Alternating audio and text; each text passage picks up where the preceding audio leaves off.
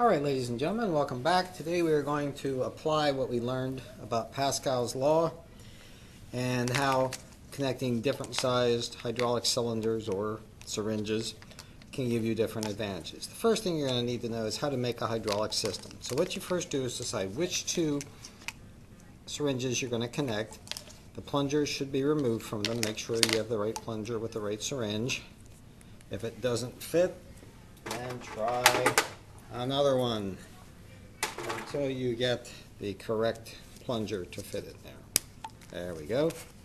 Now for step one, you take the two empty chambers and connect them to the tubing. You put the tubing on by sliding it on and then twisting it clockwise.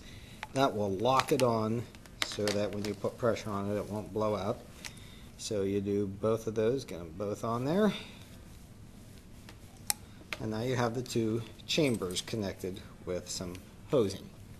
Now the next thing you do is hold them level with each other and take a cup of water and pour the water in the larger of the two until that cylinder is completely full. Now before the water drains out, because you don't want to get air pockets in there, you put in the plunger then of the larger one. So shove that in there. And there we go. Then you take and put, let's just show you here, you put the open one then there and you push it down and keep pushing the water out until it's close to being empty. The big one's close to being empty. Now this one should be totally full, so we put the plunger in there and shove her down. And there you go, ladies and gentlemen. We now have a hydraulic system where you can take the pressure and force from this one and use it to move the other one. Alright, now that you have your three hydraulic systems made, you're going to connect them to the hydraulic robotic arm so that you will be able to do the following. You will be able to make the hand close to grasp the object, which will be a styrofoam sphere. The arm must raise then, so the object is at a height of 30 centimeters. The hand will then open, dropping the object so I can catch it, and you must straighten the finger out perfectly straight, and then you must have the arm return to the down position. Now please make sure that you practice this, because each try that you make, if you're not completely successful in all four, you drop down to the next level and your grade will drop, so you have to make sure you got this straight. So let's run through that again. So in step one, when I'm watching, I have to see this then.